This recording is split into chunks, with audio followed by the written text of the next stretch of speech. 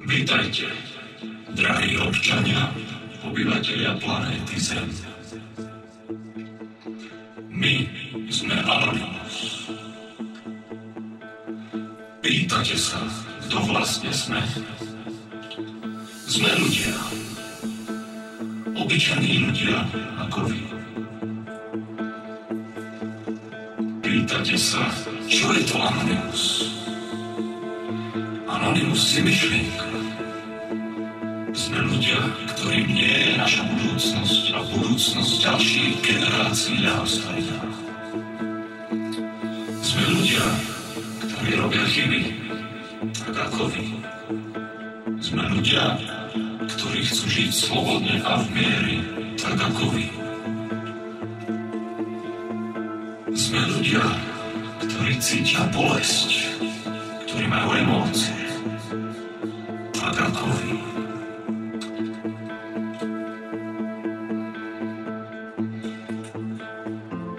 Anonymous nie je skupinka hackerov, ktorí využívajú svoje schopnosti pre zábavu a pocit moci.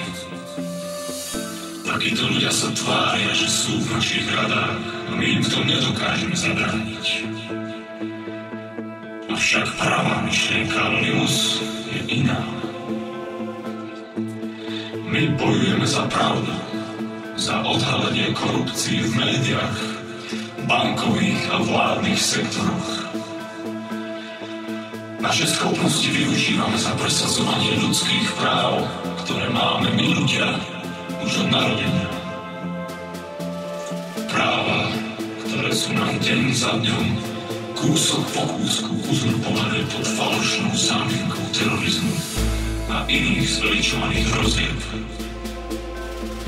Bojujeme, pretože veríme, že každá ľudská bytosť má právo na anonymitu a súkromie. Nesúhlasíme s čoraz monštroznejším a striktnejším sledovaním každého aspektu našich životov. Hnutie, skupina alebo idea Anonymous nemá hierarchiu. Nemáme hodnosti. Nemáme žiadneho vodcu. Veríme, že každý jedinec má byť sám sebe vodcom.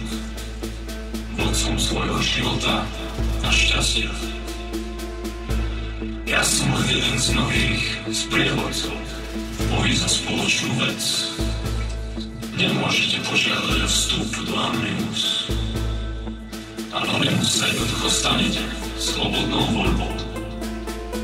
Spájajú nás spoločné ciele, spoločné ideály a našim symbolom je maska.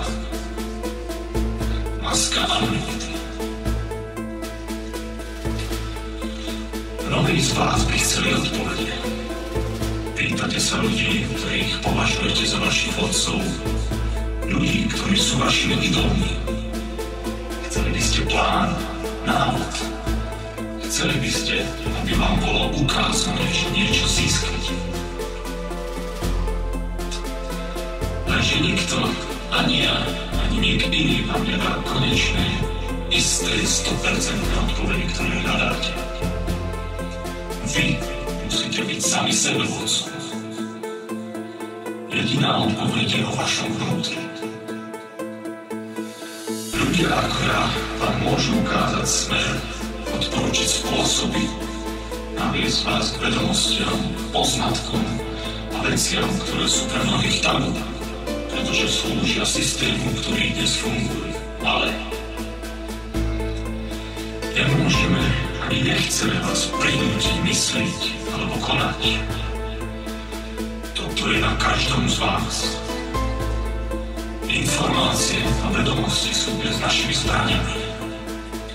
My a ľudia ako ja budeme skúšať nenásilné spôsoby zmeny, pokiaľ to bude možné. Ale niekedy to bohužiaľ nestačí. Sme ľudia. Sme od prírody slobodní, každý jeden z nás, žena aj muž, dieťa aj dospelý, je svojím spôsobom dokonalý a hlavne voľný.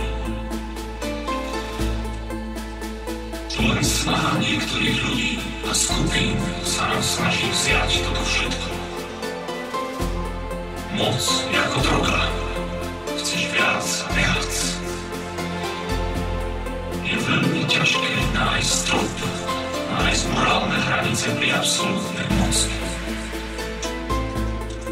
História sa opakuje. To, čo sa deje dnes, sa stalo mnohokrát včera v rôznych kútoch sveta.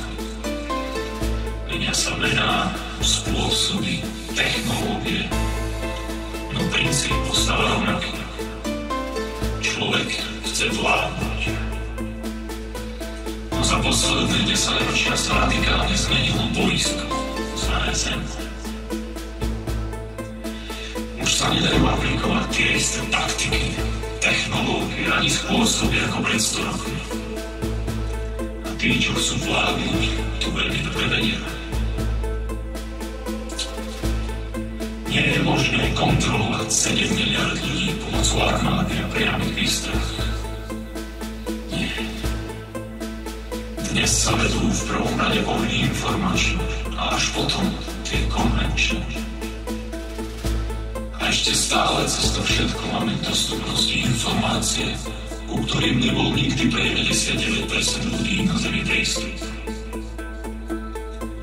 Preto museli presvedčiť nás, ľudí, že sme slobodní. A keď sme dnes len ich nástroj na zvyšovanie vplyvu, moci a profitu. Presvedčiť nás, že kamery, záznamy a monitorovanie sú pre našu bezpečnosť proti vymysleným hrozbám teroru. Presvedčiť nás, že koreňom života na tejto planéte sú peniaze. Že bez nich sa prežiť nedá. Ale opak je pravdou. Peniaze sú len ich zbraň. Ako nás ovládať, ako nás držať na úzde. Pretože takmer každý z nás skutočne verí, že bez peniazy sa prežiť nedá.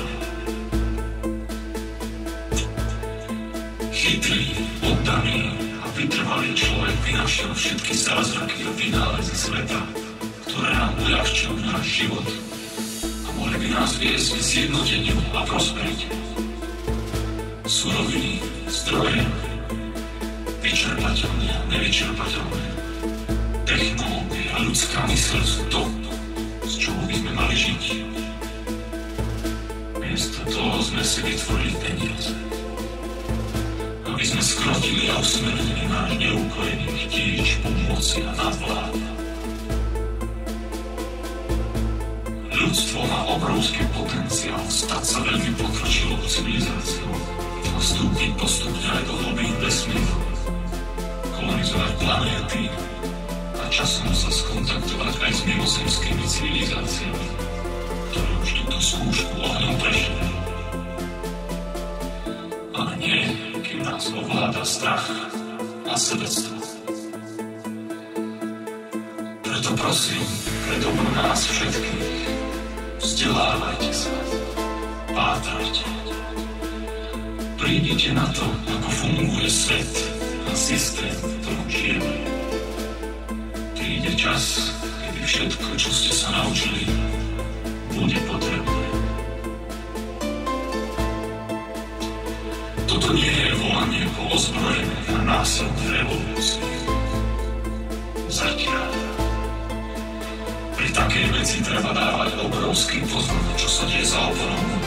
Zatiaľ, čo obyčajní ľudia, ktorí veria v lepší zajtrajšok, prelievajú krv a umierajú.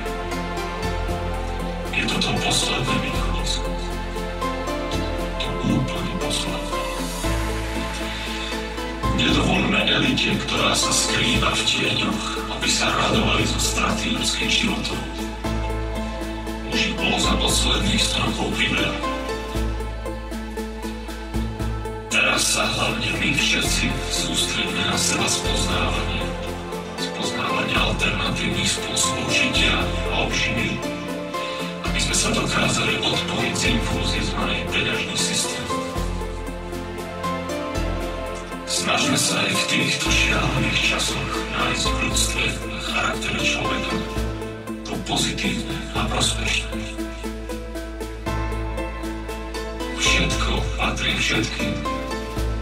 Planétu nik nevlastní, každý má právo na svoj malý kus obraja, na svoju vlastnú základu lásky a porozumenia.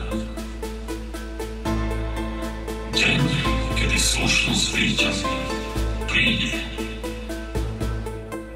A ja, ty, aj vy budete nažili, aby ste boli toho svedkou. Na záver tohto prologu mi dovolte povedať pár slov našim nepriateľom. Ovládate náš svet. Otrávili ste vzduch, ktorý dýchame. Kontaminovali vodu, ktorú pijeme. A dali ochrannú známku na jedlo, ktoré konzumujeme. Bojujeme vo vašich vojnách. Umierame za vaše kauzy. A obetujeme naše slobody, aby sme vás ochraňovali. Likvidujete naše úspory. Zničili ste našu strednú triedu a použili naše zdanené libry, doláre či eurá, aby ste zachránili vašu nekonečnú chamtivosť. Sme otrokmi vašich korporácií, zombie vašich televíznych a rádiových vln, slovia vašeho úpadku.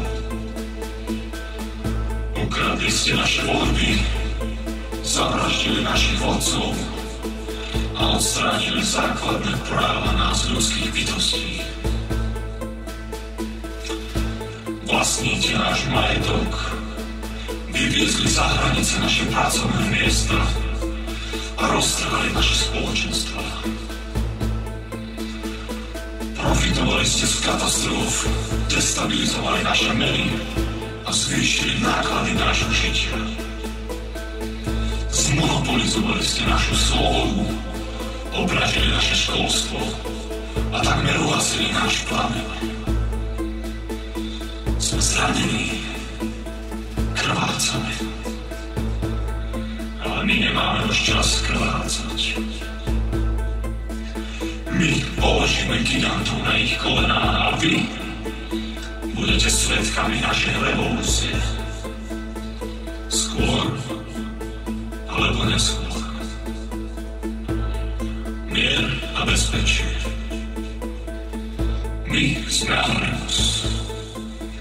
Sme Légia. My neodpúšťame. My nezabúdame. Očakávajte nás.